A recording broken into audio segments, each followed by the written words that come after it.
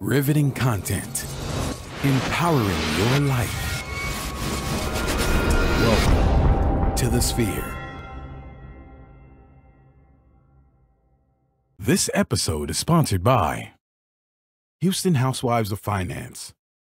For more information on increasing your cash flow, becoming your own money manager, and to schedule your complimentary personal finance strategy, contact the Houston Housewives of Finance today at 1-844-700-4463.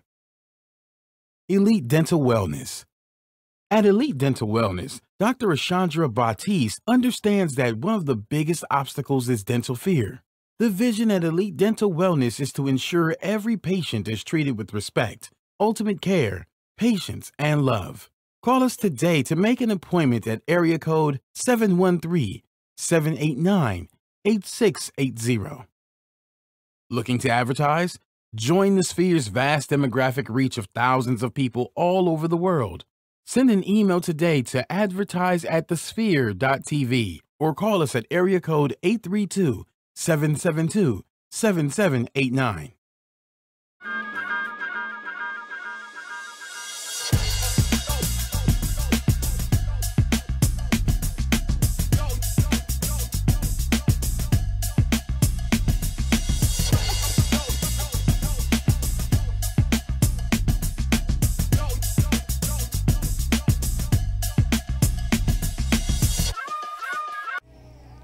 Hello, everyone, and thank you for joining in for another great edition of Society Now, where we strive to bring you riveting content that ensures that you will be excited. It will spark some conversation, some dialogue, and get you really involved in what's going on in your community and around the world.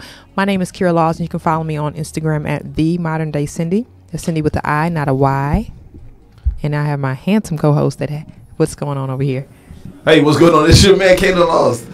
Do me a favor. You know the drill, but it never gets old. If you go to Twitter, if you go to Instagram or Facebook, type in SENORGUAP0713. You can follow me there on all social media outlets.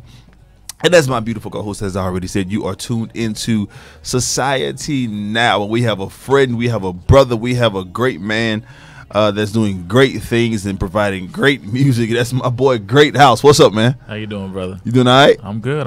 Always good to be here. Look, bro, we appreciate you coming in and hanging out with us, man, and talk about this. I think it's the way we're going to go about the show today. We're going to pull on another side of you that a lot of folks don't know, right?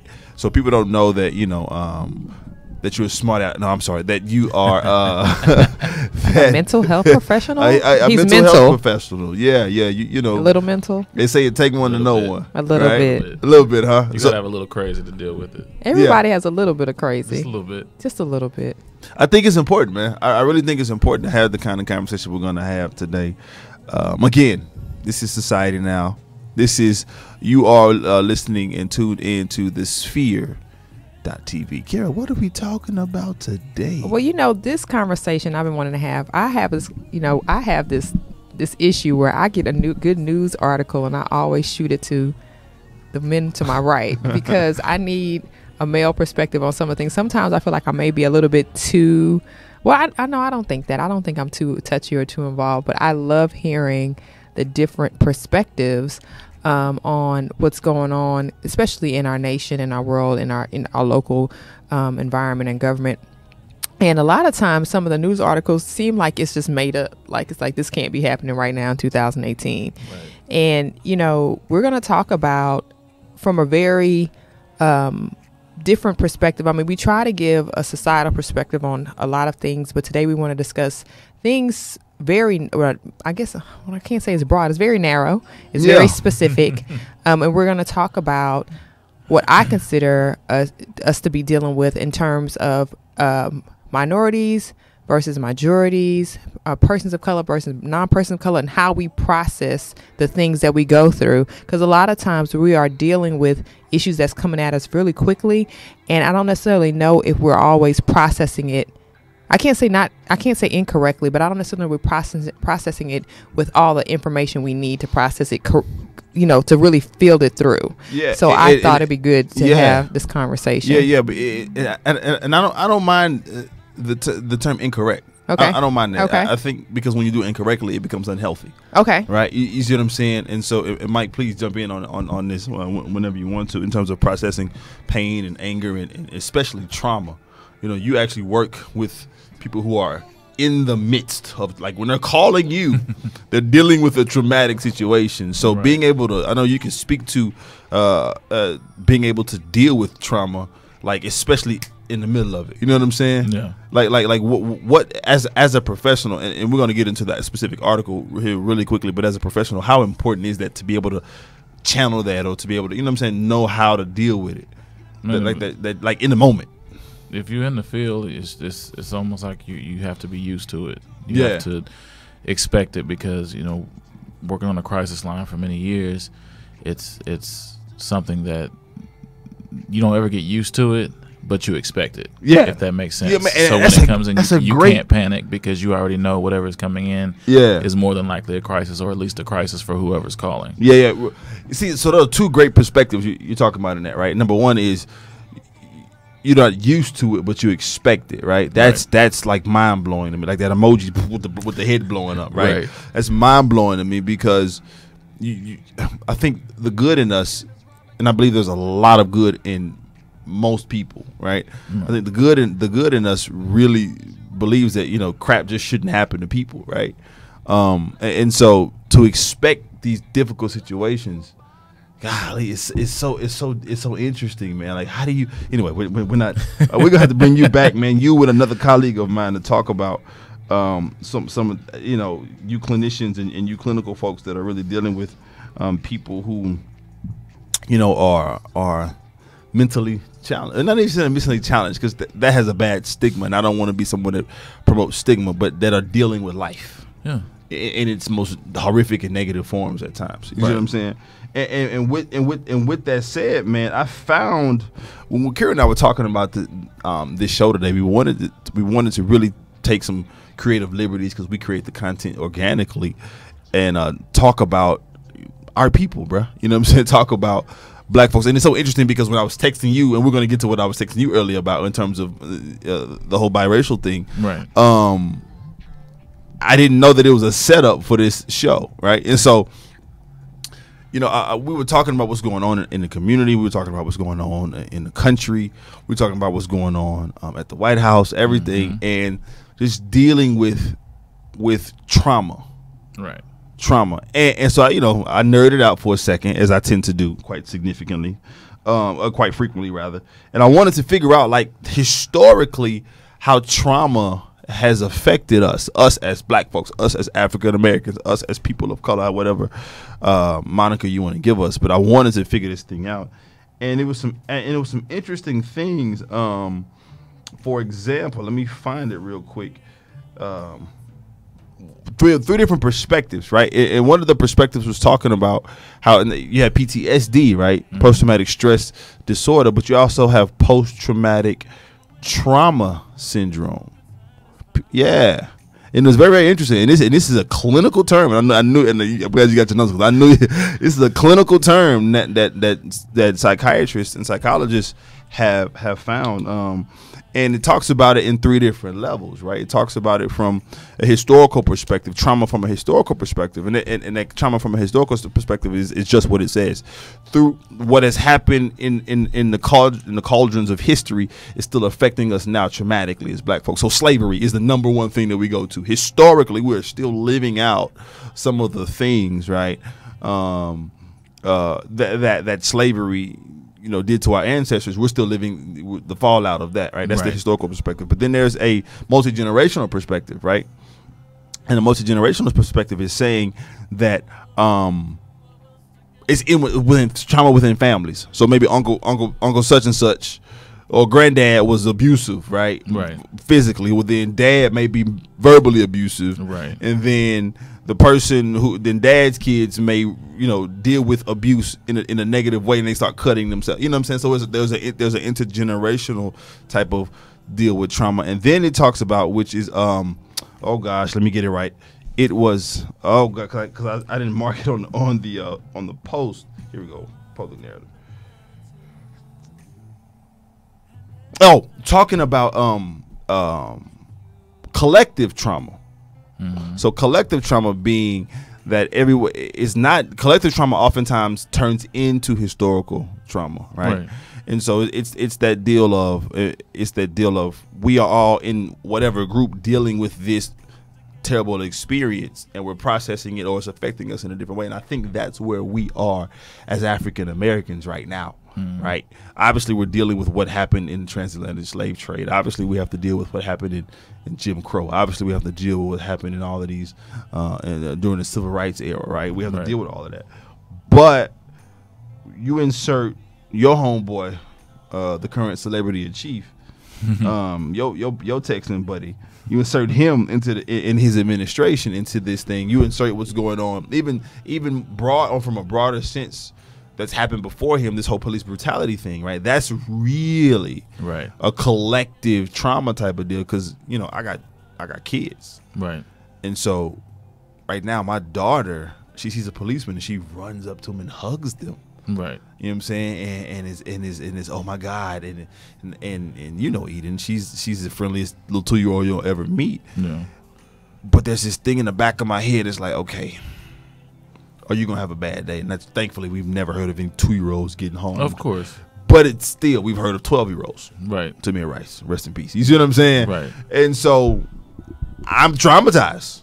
Like when all of this was happening, when my daughter was in utero, when I was carrying her, it was one of those things that I was like, how? And I posted this question on Facebook. How? When I grew up, when we grew up, we were taught that if you got lost in the mall, what do? You go to the police. You go find the police. Yeah, you go. Yeah, I'm saying like. But now, if I run up to a cop, and this is very jaded. It is, and I know that it's because of what we've seen and been inculcated within the media. But the back of my mind is like, if I run up to a cop, first of all, is he gonna believe me because I'm 6'4", 230 pounds, bigger than him? Is he gonna deal with his trauma that he's dealt with, right? And think that I don't need it, like this whole deal. So now I'm kind of living out that collective trauma, man. And it's such, and when you view these things through that kind of lens, through what's going on in that kind of lens, it to me it gives perspective. It gives perspective because most recently, and let me jump back into it for a second.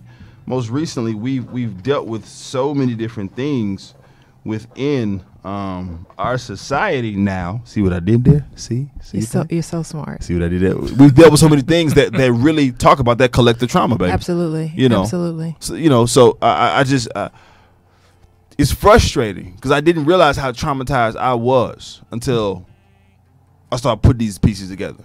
Now, I think many of us are dealing with it's unfortunate because right now we can't necessarily remove ourselves from where we live in terms of being being citizens of the United States. I mean, we can, but we don't want to go to those great lengths. But it seems like because we're such a free country and we have all of these liberties, a lot of times we are exposed to actions or inactions that really do have a debilitating effect on us, especially, again, I talk about minorities, persons of color, we talk about gender issues, and it really goes to the heart of trying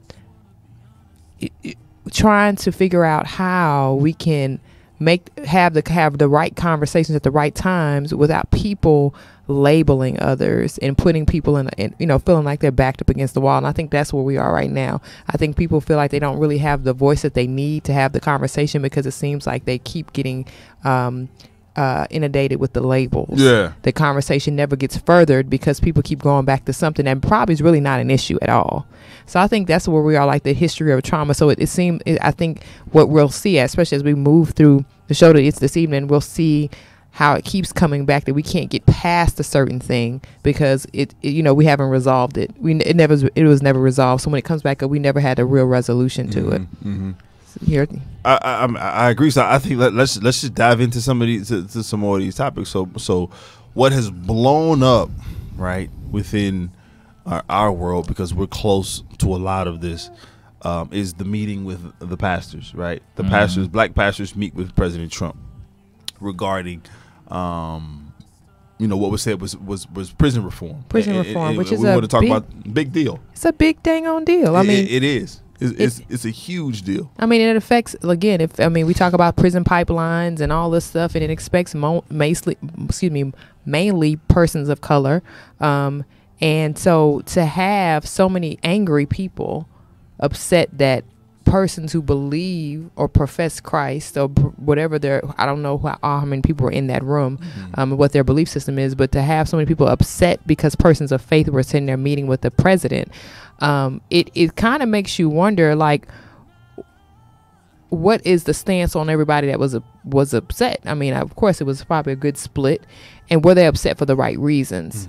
I think a lot of the anger should not have been directed toward the persons that were sitting at the table, but your anger is really at the persons they were meeting with. And that's a bigger conversation. Like, you have to be able to balance, because they started hurling insults and criticisms and not a lot of negativity towards the people who might have good intentions. We're not sure what everybody's intention was at the table, but I'm sure there was a good number of people that really did want to have a voice on prison reform, and they just couldn't have it. You were talking about there must be a balance. Maybe you're someone who needs some help balancing your finances. Well, guess what? This portion of the show is sponsored by the Houston Housewives of Finance. Did you know that only 4 states in the U.S. offer financial education? 33% or more than 77 million Americans don't pay their bills on time. 39% of Americans carry credit card debt from month to month, and 39% of adults say they don't have enough savings. Please do not become one of these statistics. Let Houston Housewives of Finance advise you on increasing your cash flow and becoming your own money manager by scheduling your complimentary personal financial strategy.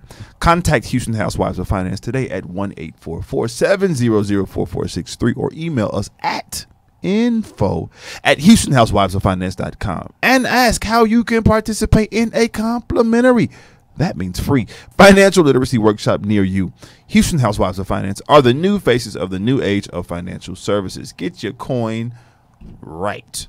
So, when you talk about this whole situation, Kira, it's so polarizing, right? And the reason I'm so glad we let out with trauma, because what I noted in seeing the visceral reaction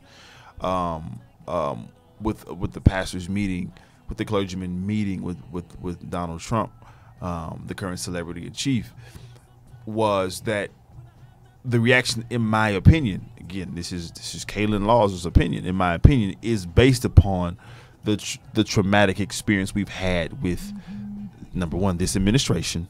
Number two, our experience as black folks in America, right? I liken it to that girlfriend or that lady who's been cheated on her whole area of relationship she's been in. The minute she gets with a good dude, or a dude tries to do something different and with great intentions, she's no, right. You know what I'm saying? Because she doesn't trust it. She doesn't trust it. And there's, we talked about it today, right? There's already a distrust for who? Mega pastors, right? And large pastors. And this is just not black. It's everybody. You go all the way back to, I'm not gonna get into all that, but they just don't trust pastors from big churches. Works. Right, yeah, exactly. Big works, right? Think they crooks, right? So you got that trauma.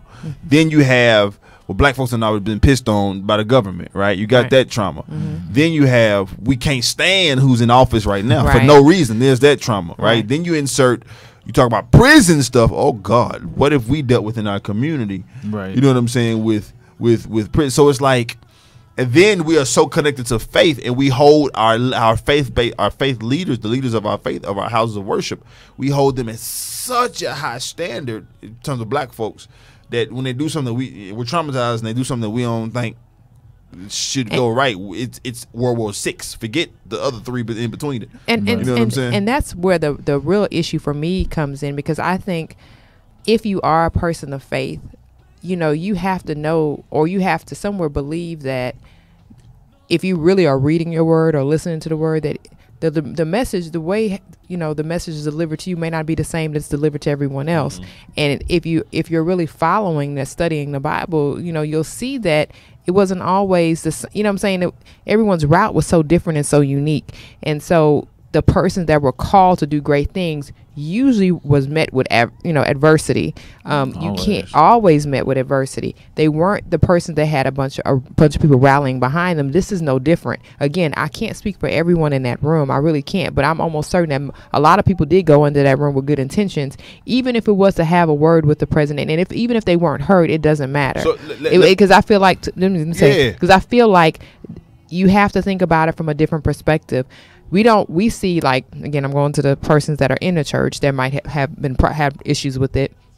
We see some of the story, but the Bible doesn't give us the whole story day by day, line by line. We don't know how many times people had to go and have conversations before them to get a breakthrough. We don't know that. We just see the breakthrough, right? We see a condensed version of probably a very long story. I think that what happened last week, it was troubling because we saw persons on both sides of their belief system, whether they believers or not, hurling all type of negativity at these persons again. And it just seemed like your anger is not really with them. You have to be able to direct your anger at the right person for the right cause. Don't get mad at people who are going there. And again, some might be with really good intent to have a conversation about something that may or may not happen. Like, you got to be really careful about that, because we're hurling a lot of negativity towards people that we are supposed to regard and trust that they're discerning enough to know when to move forward and when not. So I just think it's interesting how the response was to that. It was just really What was your take on that, Mike? I mean, honestly, I was just about to jump in there because. And this goes for the church. This goes for people at the church. We talked about this earlier. Mm-hmm. People need to understand that their pastors are still human. Right. That's number one. And like you said, they hold them at such a high standard. And you're the shepherd of that house. Mm-hmm. And you're supposed to be the leader. But as such, we don't know what goes on day to day with these pastors. We don't know. These pastors, we assume, have a very good and heavy prayer life. Uh-huh. And that's something that we have to take into effect, because if they're told to go here, if the Lord leads them to go do this, then that's what they're supposed to be doing. Right. There were times people didn't like everything Jesus did, and those were his followers. I'm like, well, why did you do that? And he was like, because of this. Right. Yeah. And then that's where a lot of our strongest stories come from that too. Yeah. They do. The strong stories that are written. Was it the woman at the well? Yeah. Igniting faith. Yeah. Right, exactly. Against all odds. Exactly. And we want you to support us against all odds. So we want to talk to our Facebook Live folks. Hey, y'all. Hey. And ask you to subscribe to our show on all the major platforms, including iTunes, SoundCloud, Google Play, and Stitcher. Review our show on iTunes with constructive feedback, and share this Facebook Live post and the entire show with your family and friends. And guess what? Donate to our mission to bring enriched and inspiring content each and every week. You can donate at www.thesphere.tv/donate. Christy, artists, thank y'all for tuning in so much and being part of the show today. Oh my God, excuse me. Make sure. Are you all right? Oh. Make sure that. Swallow some of that water, brother. I know, right? Make sure that you tune in to you subscribe, share this with everybody on your followers, and ask them to subscribe as well so they can catch the rest of this riveting show. I guarantee you're not going to want to miss this one. No, so, it's really good conversation. It really is. I think that when we're looking at what's going on, on both sides of the aisle, so to speak, to use a political term, it's such a polarizing issue and such a divisive issue. I liken the tactic to a basketball. You know me. I think in sports metaphors, right? So on the court, we got 5 players. You got a point guard, right? You got a shooting guard. You got a small forward, a power forward in the center, and everybody has their role. Everybody does a certain thing. The point guard is the one who dribbles the ball up, gets everybody to play, gets everybody into place. The center ain't finna dribble them. Shaq he wasn't running a break. You see what I'm saying? Like King, the dream was as cold as he was, right? He wasn't running the break. He wasn't pushing the rock like that. He wouldn't got in his position. I think that we have to understand in our community that we can't go about seeking change one way. Yeah. Everybody can't be the rah-rah, the barker, you know what I'm saying, the militant person. You have to have the people that go in and deal with the bureaucracy.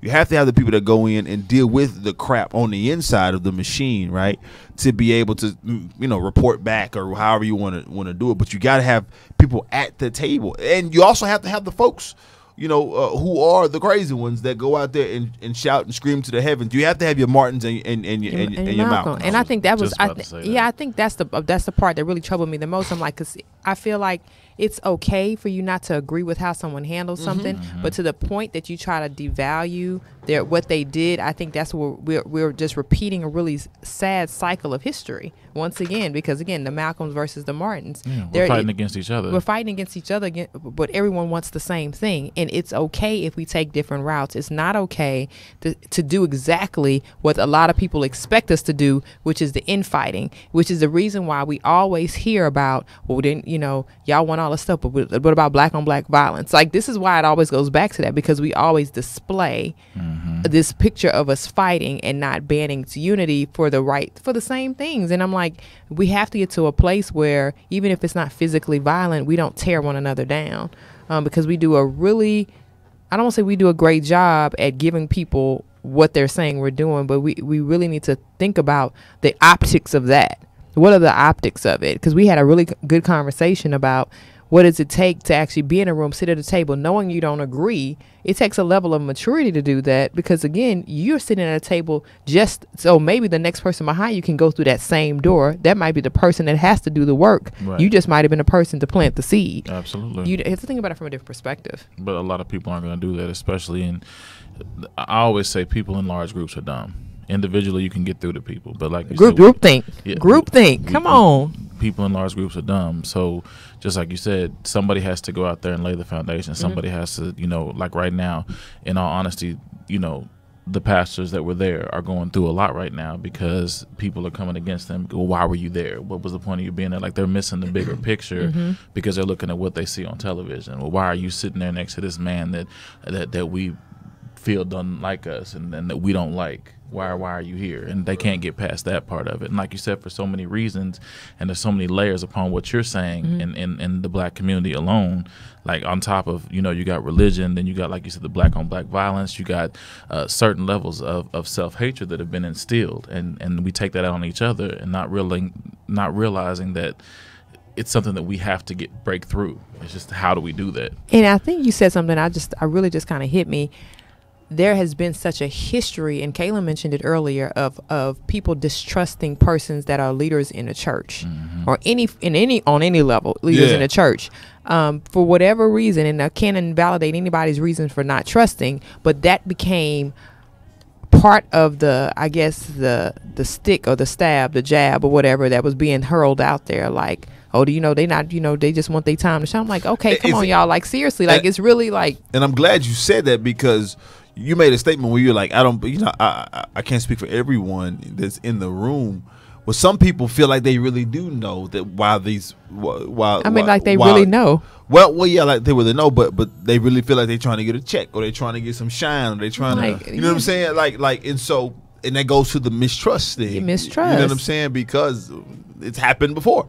It's happened before, and people just don't understand why you would meet with a bigot, why you would meet with someone who's pretty much a fascist, right? Why you would meet with someone who has lied over and over and over. Like, it's literally, we had the receipts. Like, you know what I'm saying? What's your boy Matt Barnes showed all the receipts of the lies that he on LeBron Instagram. James, you know what I'm saying? Like, but it not go. I think, like I said, again, that goes to, you can never say what somebody else feels like they're supposed to do, because a lot of things we have decided in our entrepreneurial ventures, whatever, have been things that people just have not agreed with. Like, why can't you just do it this way? Well, this will be the easiest way to do it. Why don't you consider this? And a lot of times, to get to greatness, you're gonna have to go through some stuff. And I know it's like, people don't think it's the same apples and oranges, but at the end of the day, when you're called to do something that can, I guess, yield a great result, you're going to have to go through opposition. And a lot of people you're being opposed by look like you, regardless of race. It could be same gender, same, you know what I mean? But they people in your same field, but a lot of times they look like you. And there's going to be one or two that stand up and say, hey, young person, or hey, so-and-so, maybe you should do it this way, but this is why you should do it this way, and give you wisdom about it, versus saying no, and it's coming from a place of negativity. It has nothing to do with help. Right. So it's interesting. I mean, it's super interesting. What else we got going on, Kira? Man, okay, so I say man, listen, and I want you to just jump in at any time. So that was the price of peace. So the price of peace is going to come with a little backlash. Now let's talk about one of the reasons why people are upset with our leadership in this country. So there was an interview that Don Lemon had with LeBron James, and CNN decided to re-air it last Friday evening. Well, once he re-aired it last Friday evening, the next morning we woke up to a tweet. The tweet was very negative, and the tweet pretty much said that, well, I'll just read it. LeBron James was just interviewed by the dumbest man on television, Don Lemon. He made LeBron look smart, which isn't easy to do. I like Mike. That's what the president said. The president. And we are, again, with the I guess the popularity of social media, we're dealing with a different level of freedoms when it comes to media engagement, because we've had Barack was a different type of president. He used social media but differently, right? He used the emails and text messages and however he did it to galvanize hope, and to get himself to be number 44. This is different because we're seeing a lot of tweets go out from the president, and it seems like a lot of them are very negative, and they're a little negative. They're a little negative, sister. and it's unfortunate because it does paint a picture, regardless if it's intentional or not. And I'm just going to keep my hat on, regardless if it's intentional. It does paint a picture of an attack, and these gentlemen, it doesn't make sense. So people are like, okay, well, this is the reason why we don't think that the pastor should have met with him, because look how he treats people that look like us. Well, it's not even that. It's more so the build up to it. This was the most hateful.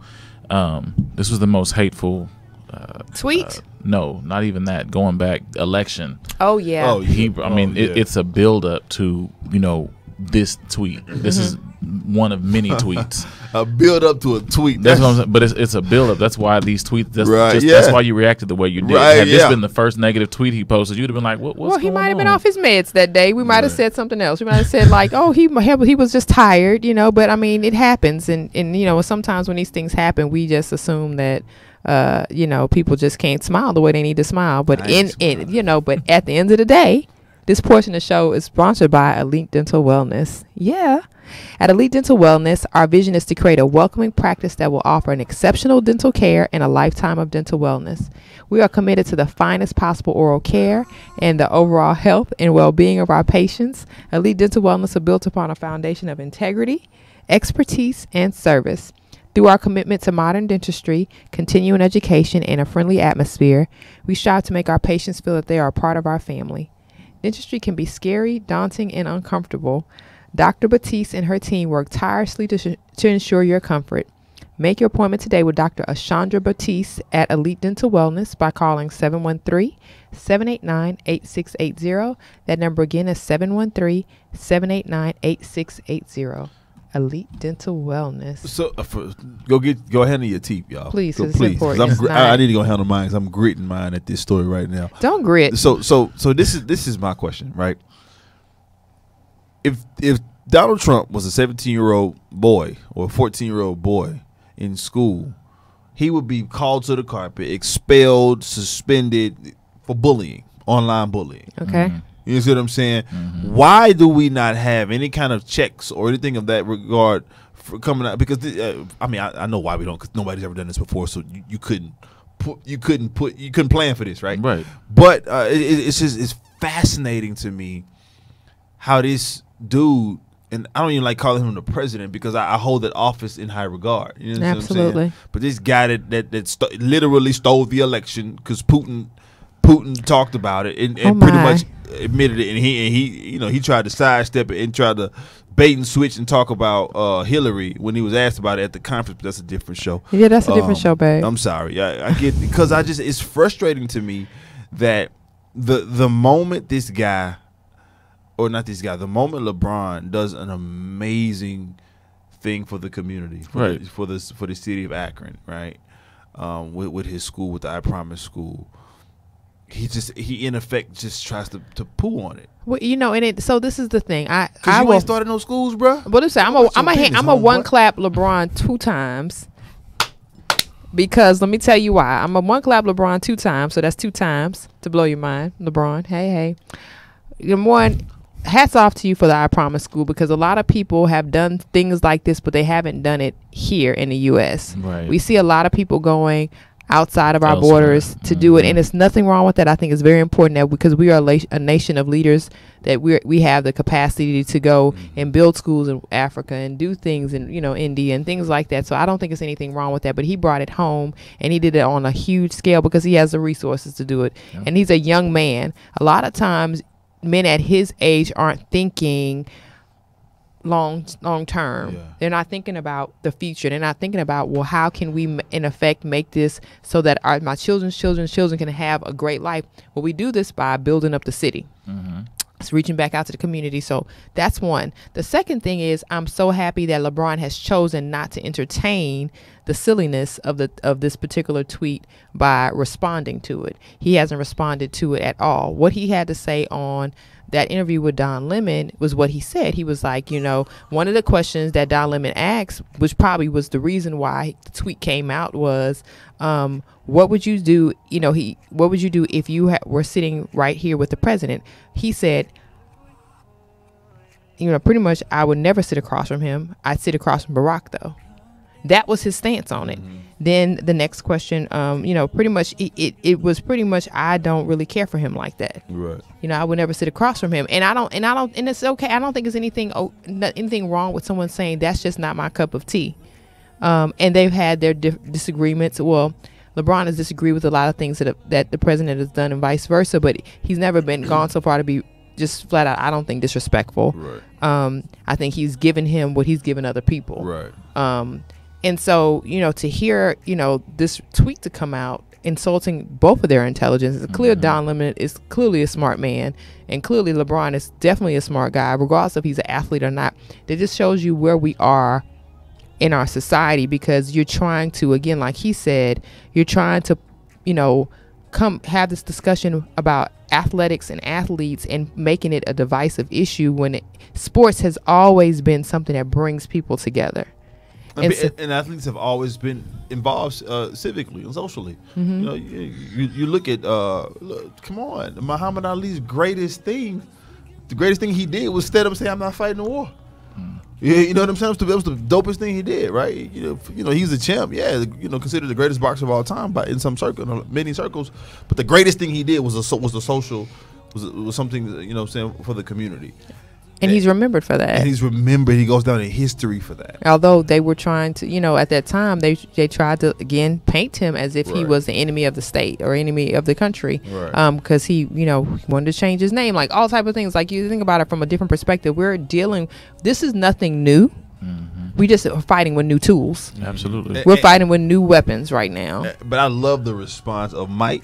Yeah, Michael MJ. Jordan. He was like, I support LeBron James. Yep. And I adore the response. One clap for Melania. Y'all know, well, first of all, she gives no flips. No flips. Melania, but I think Melania is, I don't know her, so I'm not going to speak for her, but I think the person that's speaking for her is translating what she wants to say very well. She definitely sees the vision, the vision, not division, the vision, quite clearly of what LeBron is doing with that school. And of course, her thing is be best. There is a difference between, creating a situation like Don Lemon pointed out of putting kids in cages versus putting kids through school. We have to look at the bigger picture. We cannot create a situation where we have people disliking someone just because you don't like them. Absolutely. And I think that's what keeps happening. This is the little reel we keep getting. You have no reason not to like LeBron James just because he just said he didn't want to sit across from you. But just a few years ago, you were tweeting about how he was the greatest ball player of all time. Like, we got to make a decision here because he hasn't changed. If anything, he's gotten greater. He's gotten greater. Okay. I'm not going to say that he is. I'm just going to say that the symptoms and the attitude, if it were anyone else and doing the exact same things, would be the complete definition of a sociopath. And I think once you get past that amount, things just don't surprise you anymore, because he's doing what a sociopath does. He's doing exactly what, and I've trust me, I've studied this. Yeah. I've looked it up. I've gone back to look at it. I'm just like, everything just hits the nail on the head with him. There was a checklist. He can't he can't deal with anyone saying no. He can't. His ego is fragile. He can't deal. Like he's like you said, how LeBron didn't respond. Had it been switched around and LeBron said something, he would have immediately responded. Absolutely. And my thing is, you're running an entire country. How do you have time? Like I work just a regular 8-hour day and I can't tweet all day long. So what are you doing, sir? I can't even I can't even indulge Twitter like that because there's so much be coming at you. Like so much. If it wasn't for Instagram, I would never tweet. Right. Stop pushing through Instagram. Absolutely. I need to start doing that again. But I just want somebody to take his phone and put it down. Not just for us, but for other countries as well, because they all see this because of social media now, because of the media in general. You can see everything from all over the world, and it's just like, if I'm looking at another country, like if the Queen started doing this stuff over in England, I'm gonna start laughing like, what's going on with y'all? Y'all can't get it together. Why is she tweeting like attacking her own people? And so I think we're in a very weird time, and didn't tell you how weird it is. It goes to show it has extended toward other areas of entertainment. So last week, just to kind of roll this in, Madden NFL 19 came out. Oh Lord! Now since I've been, I don't know, when I turned a teenager back in the day, I remember when Madden came out. Madden was life, still is. And so they released the Madden game, and apparently there was a reference to Colin Kaepernick on one of the songs as part of, I'm gonna say, the soundtrack of the score. Well, it's the soundtrack. Yeah. No, it's the soundtrack. Yeah. And they bleeped Colin's name out, and it's like, what is going on? So people like, what's happening? So they responded. EA Sports responded. Yeah. They, being EA Sports, said, we made an unfortunate mistake with our Madden NFL soundtrack. Members of our team misunderstood the fact that while we don't have rights to include Colin Kaepernick in the game, this doesn't affect soundtracks. We messed up, and the edit should never have happened. We will make it right with an update to Madden NFL 19 on August 6th that will include their reference again. We meant no disrespect, and we apologize to Colin, to YG, and Big Sean, to the NFL, all their fans, and all of our players for the mistake. Now, y'all, huge side eye. Huge side eye, because they said they didn't have the rights to actually include them in the game, but they said they didn't think that they had the rights to include them on the song. Is this an extension of what we consider to be the blackballing of Colin Kaepernick because of the relationship EA Sports has with the NFL? Without a doubt. I mean, without a doubt. Yeah. I mean, yes. And an emphatic yes. And I mean, I saw, like, did y'all see like a clip of like when Colin was supposed to be on the field running and he censored? Did y'all see that?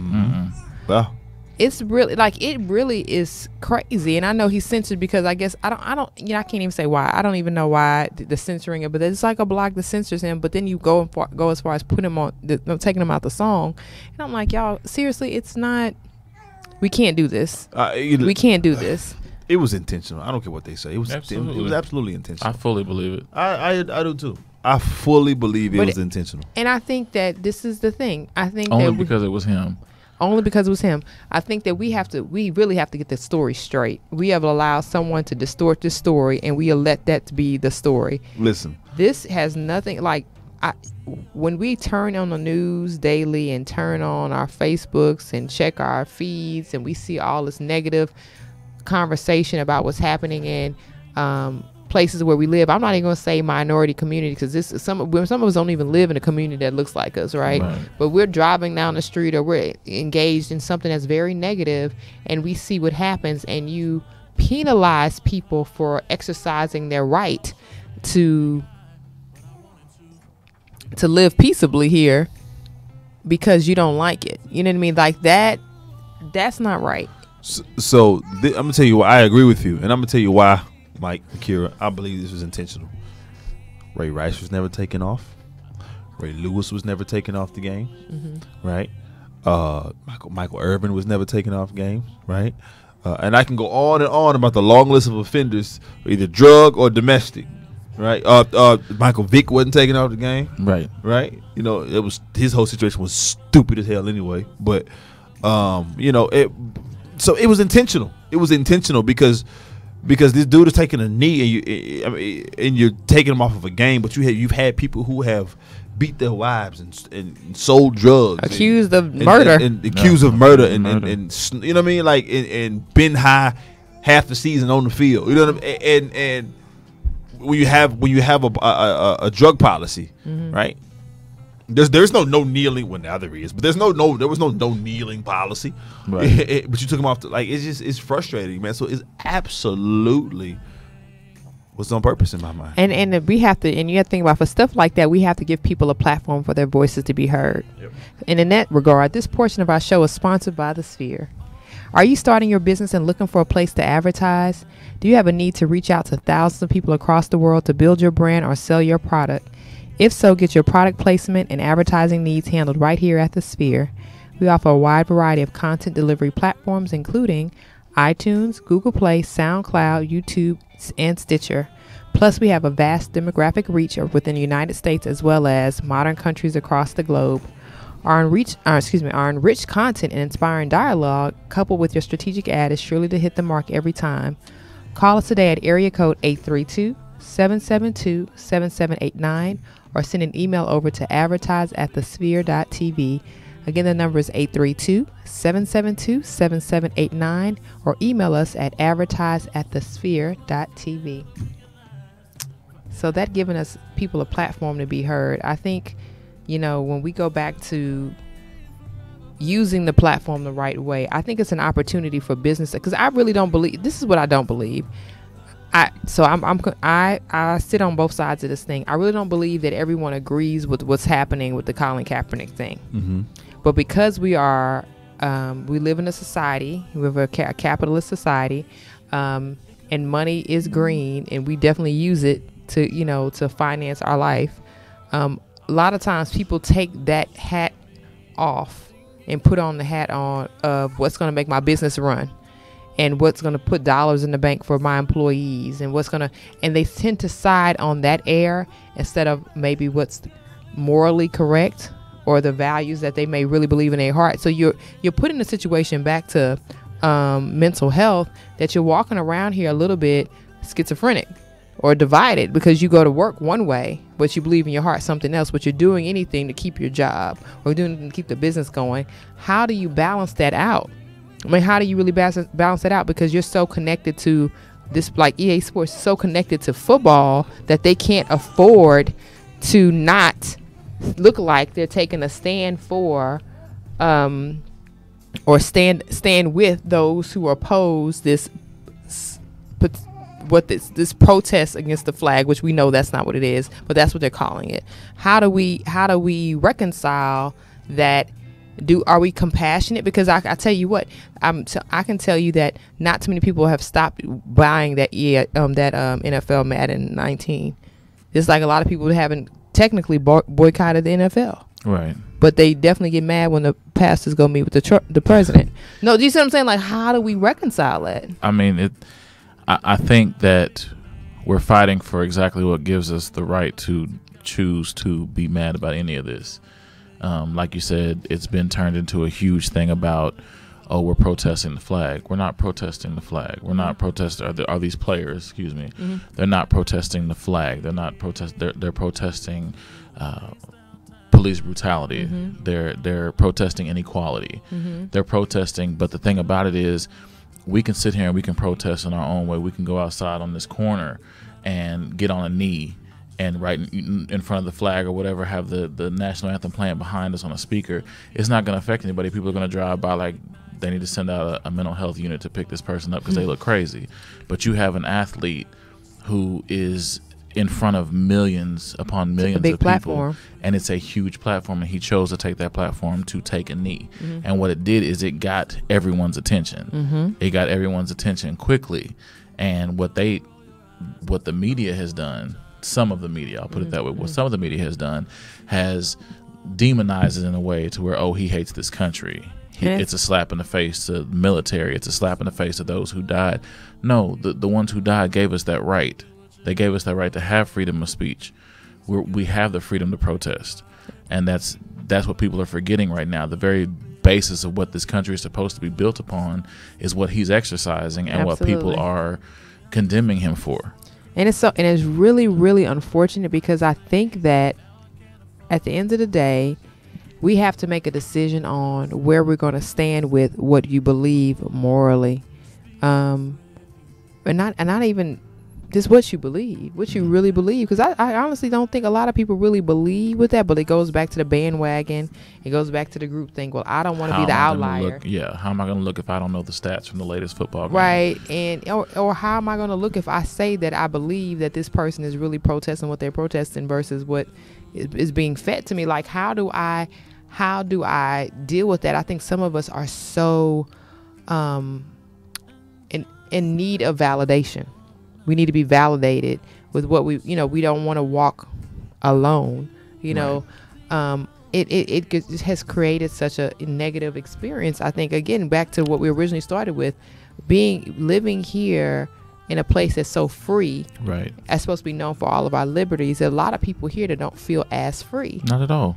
They're scared to be different because they've made people who are different out to be crazy or out to be weird, out to be strange.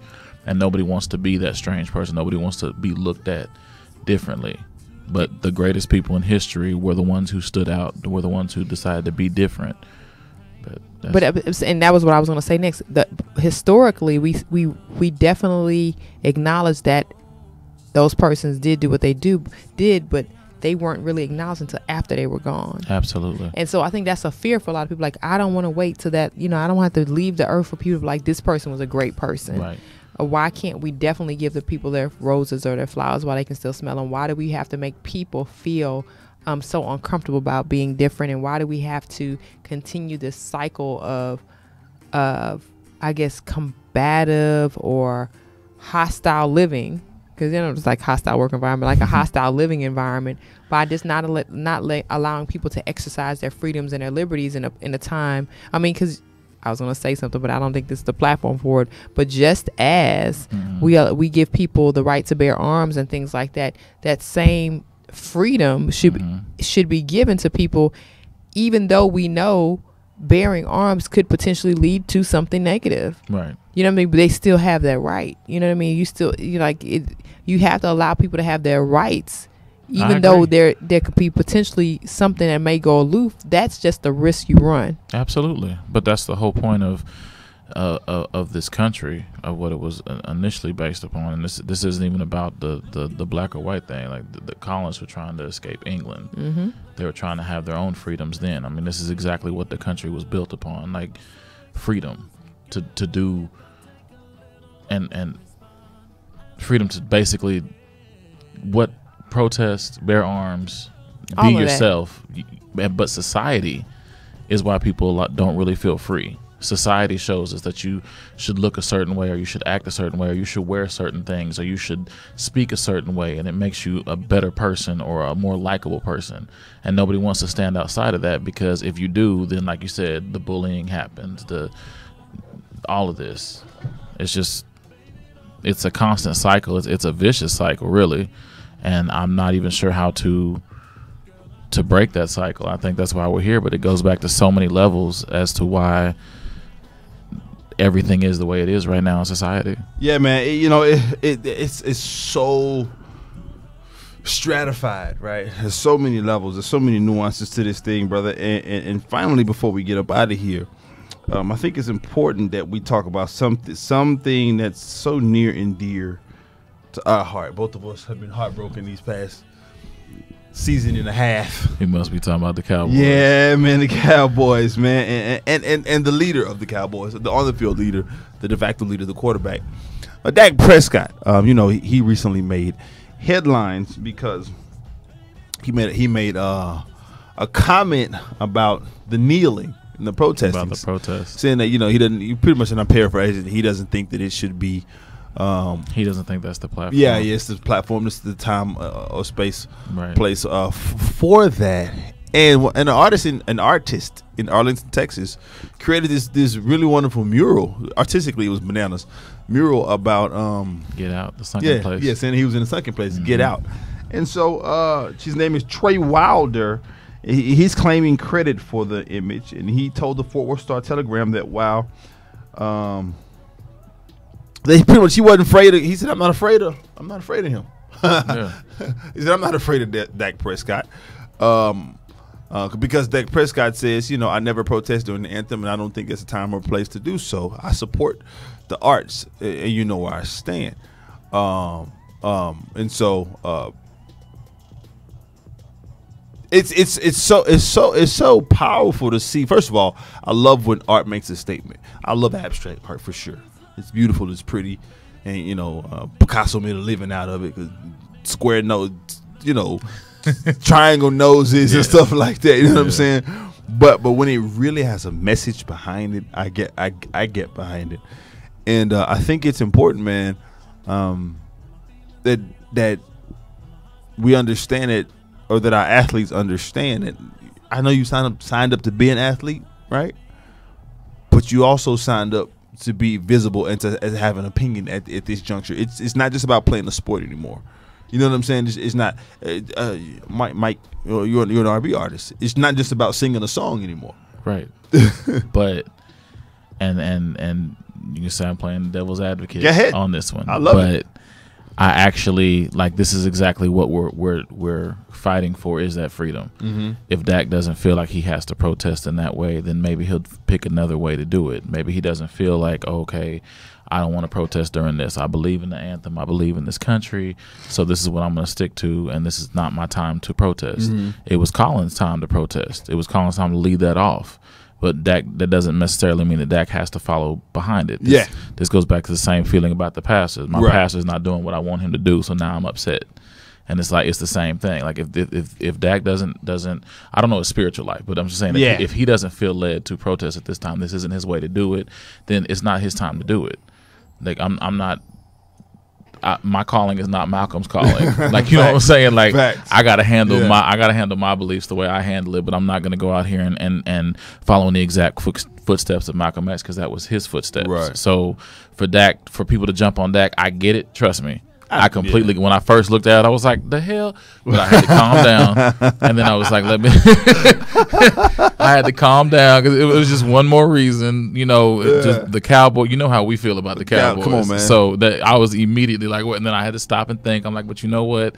This is his inalienable right, and he's able to do this. And that's what we're, fighting for Colin on his end. Yeah. So, but, I think it's... it could be potentially about how he worded it, but I also think it's problematic because it comes directly 48 hours after Jerry Jones says that none of my players would be protesting. So now he looks now to a lot of black folks, Dak Prescott looks like the coon. Now obviously he can't protest because his boss said he can't. Right. You know what I'm saying? And that's the thing. A lot of people talk a lot of noise, but they're not going to walk out of their job either. Facts. Yeah. Right. They're not finna get Dak, you can talk all you want to, and you not walking away from $15, $20 an hour. Right. This man walking away from millions. Yeah. 800,000 a game or whatever. You know what I'm saying? Change your perspective, but a lot of people can't do that. Yeah, a lot of people can't change their perspective. I tell you, man, it's something to watch, because I didn't watch a game a minute last season. I protested in solidarity with Colin, and I'm doing the same thing again this year. Right. But I think that it's I'm almost to the point where you at least have to take a stand. I don't mind, in my opinion, I don't mind him not protesting. Again, it's his job. Listen. Yabro Laws told me, get your paper, homie, and I'm quoting him. Get your paper. He said, buddy. He don't say homie. Get your paper, buddy. Like, get your money, right? And don't do anything to jeopardize that. But I think that, in my opinion, and this is just the 36-year-old Kalen, who's a community man, who's been in this space for a long time, our leaders should speak up at some turn. And because you have people, and this is just my opinion, you have people who are looking to them for, you're an influencer. I think we do ourselves a grave disservice when we think that our influence is only based upon our skill set. Right. You see what I'm saying? Like, you can only influence kids to play ball. Nah, like, if that's the case, why did LeBron create an I Promise school? You see what I'm saying? And everybody doesn't think like me. I know that, but I just want people to be a bit more enlightened about their platform, to be more enlightened about where they are and the influences they have.